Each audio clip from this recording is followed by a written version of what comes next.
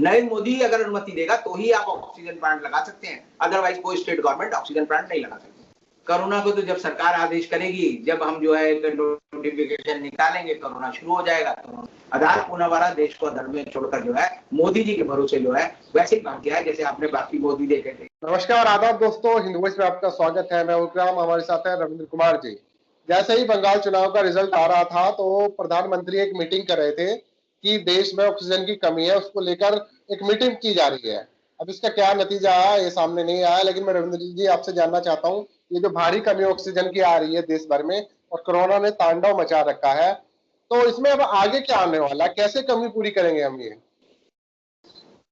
कमी कोई नहीं है, ये जो है सरकार के अंदर इच्छा शक्ति की कमी, सरकार के अंदर फैसला लेने की कमी है, सरकार के अंदर कोई नीति बनाने की कमी है, सरकार के पास कोई प्लान बनाकर लोगों को राहत देने की कमी है, सरकार के अंदर इच्छा नहीं है कि वो लोगों का भला करे। आप देखिए, मुझे जब ऑक्सीजन की कमी है तो आज जो है पूरे 15 दिन हो गए हैं। 16 तारीख को पहली बार आया नीति आयोग का जो एम्पावर्ड ग्रुप था, कहा कि देश में जो है ऑक्सीजन की जरूरत है और हमें जो है 50,000 मीट्रिक टन जो है ऑक्सीजन विदेशों से आयात कर। तो मैंने जैसा पहले भी आप लोगों को कहा था कि ये कमी जो है देश में ऑक्सीजन की कमी नरेंद्र मोदी सरकार ने खुद पैदा की। मैंने आपको पहले भी कहा था कि स्टरलाइट का जो कारखाना है, जो कि वेदांता का कारखाना है, जो कि थूथुकुडी में तमिलनाडु में है, जो कि बंद हो गया था मई 2018 में, उसको खुलवाने के लिए सरकार ने एक षड्यंत्र, और वो षड्यंत्र ये था कि देश में ऑक्सीजन की कमी कर दी जाए और फिर जो है कोर्ट से गुहार लगाई जाए कि देश में ऑक्सीजन की कमी है और ये जो कारखाना है ये 1050 मीट्रिक टन जो है गैस का उत्पादन रोज कर सकता है, तो इसलिए जो है हमें अनुमति दी जाए कि इस कारखाने को खोला जाए। और बीच में एक सवाल आपसे पूछना चाहता हूँ, ऑक्सीजन पे आप बता रहे हैं, साथ ही मुझे ये भी बताएं, आधार पुणेवाला जो देश छोड़कर गया है उसने कहा कि मुझे धमकी मिल रही है। वैक्सीन का भी एक बड़ा फैक्टर सामने आ रहा है कि आधार पुनावाला देश क्या सच में छोड़ के भागा है, उस पर भी अपनी राय देने। नहीं, मैं उस पर भी आपको राय बताऊंगा, लेकिन ऑक्सीजन की कमी जो थी पिछले साल अप्रैल महीने में ही तय हो गया था कि देश में ऑक्सीजन की कमी इसलिए होगी क्योंकि जो भी पेशेंट होता है उसको अगर इमरजेंसी में ले जाते हैं तो सबसे पहला काम क्या करते हैं? पहला काम ये करते हैं स्ट्रेचर में जाते हैं और दूसरा काम होता है उसे जो है ऑक्सीजन का मास्क लगाना। तो ऑक्सीजन एक तरह से जरूरी है हर मरीज को देने के लिए। तो अप्रैल 2020 में नीति आयोग के एम्पावर्ड ग्रुप ने कहा कि देश में ऑक्सीजन की कमी होने वाली है, तो इसलिए देश में जो है 200 ऑक्सीजन के प्लांट लगाए जाए और हर स्थान पर लगाए जाए। अब सवाल ये आता है कि बार बार ये कहा जाता है कि राज्य ने ऑक्सीजन के प्लांट क्यों नहीं लगाए। तो ऑक्सीजन के प्लांट राज्य अगर लगाते तो उसके जो अनुमति है वो देने का काम जो है एपिडेमिक एक्ट में और डिजास्टर मैनेजमेंट जो एक्ट है उसमें केंद्र सरकार के पास है। नरेंद्र मोदी अगर अनुमति देगा तो ही आप ऑक्सीजन प्लांट लगा सकते हैं, अदरवाइज कोई स्टेट गवर्नमेंट ऑक्सीजन प्लांट नहीं लगा सकती।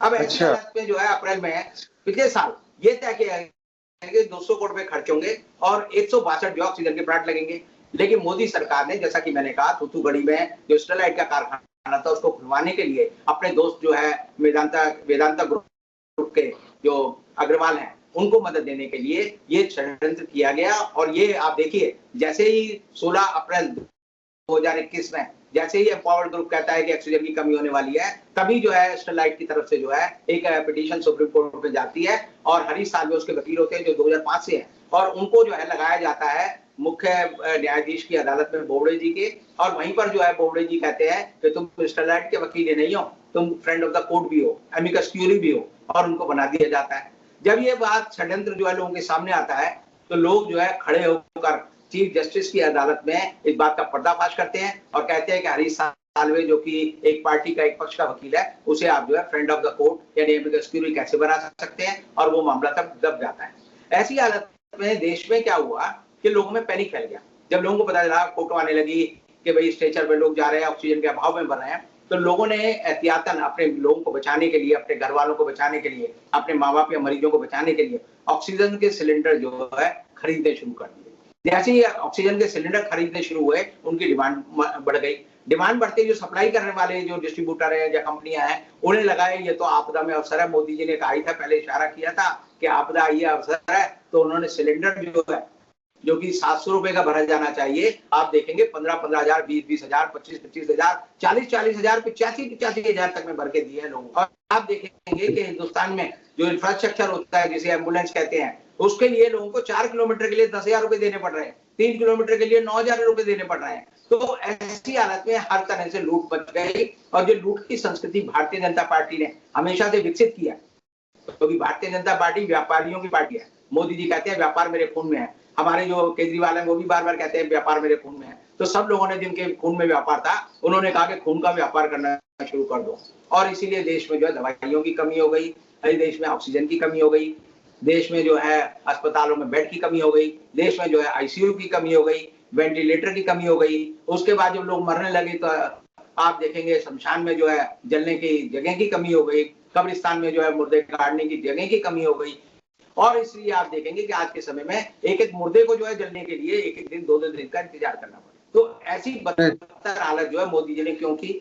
मोदी जी ने दो देशों से की। एक तो चुनाव जीता था, उन्होंने माना कि बंगाल चुनाव में जीतूंगा तो उसके बाद मेरी वाहवाही इतनी होगी कि लोग भूल जाएंगे कोरोना क्या होता है, लोग कहेंगे मोदी जी की जय, मोदी जी ने बड़ा जो है झंडा गाड़ दिया। मोदी जी का मानना था कि कोरोना होता नहीं है, कोरोना को तो जब सरकार आदेश करेगी, जब हम जो है नोटिफिकेशन निकालेंगे, कोरोना शुरू हो जाएगा, कोरोना नहीं रहेगा।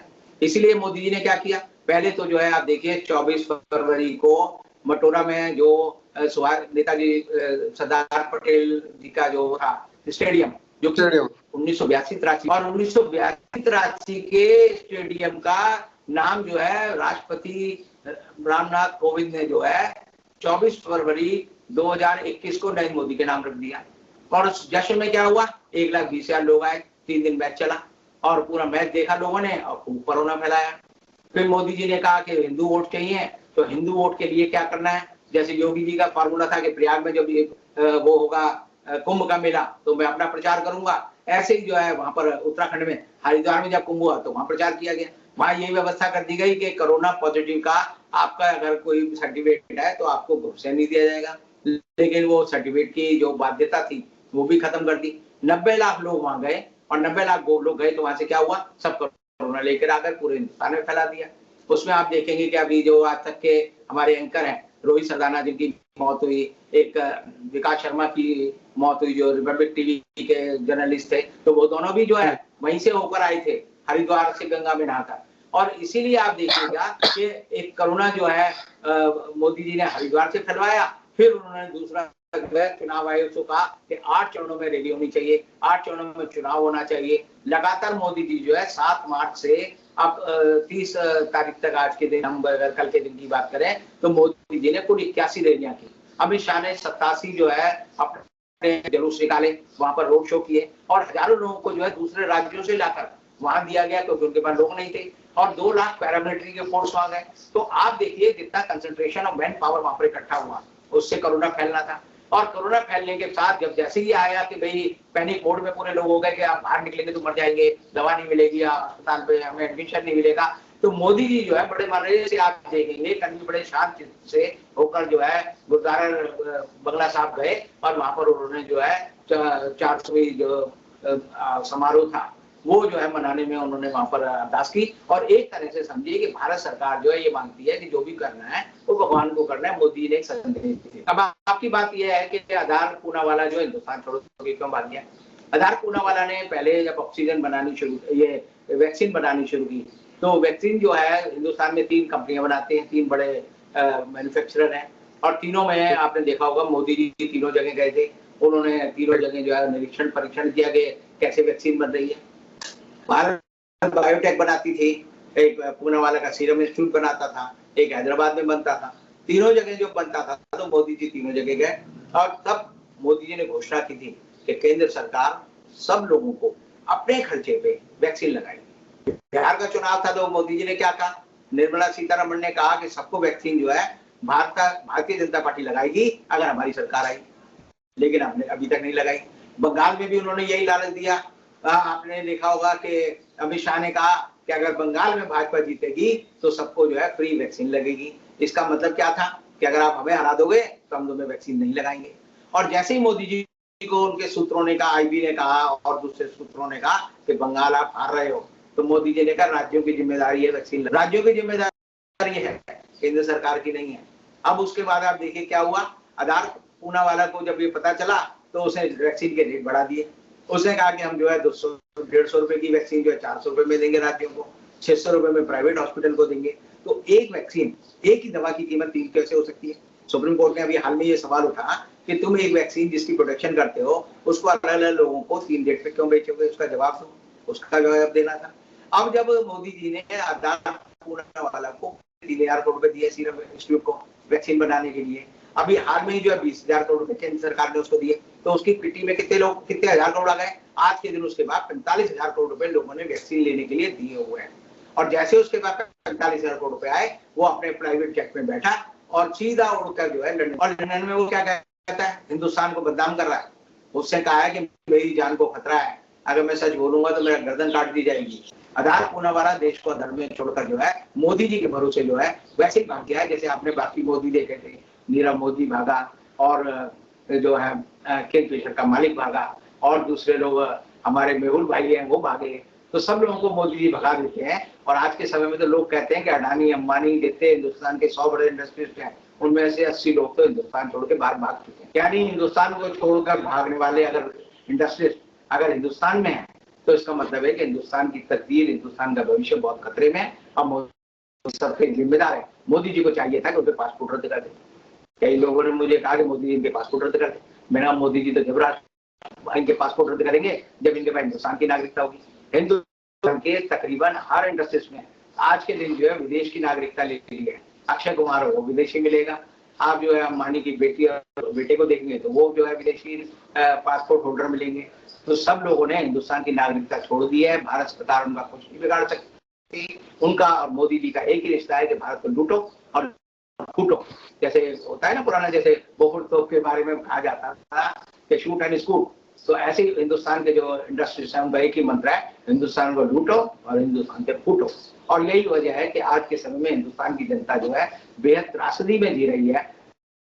तो पता कि आने वाले समय में क्या होगा। और इस सब के लिए अगर जिम्मेदार है तो भारतीय जनता पार्टी जिम्मेदार है। इसके लिए भारतीय जनता पार्टी के सहयोगी संगठन जिम्मेदार है। और मैं आज फिर कहूंगा कि भारत की जनता को अभी जागना पड़ेगा, नहीं जागेगी तो लुटती रहेगी, पिटती रहेगी। बहुत बहुत शुक्रिया। और इसके साथ मैं आपसे इजाजत लेता हूँ। अगले एपिसोड में आपसे मुलाकात होगी जरूर।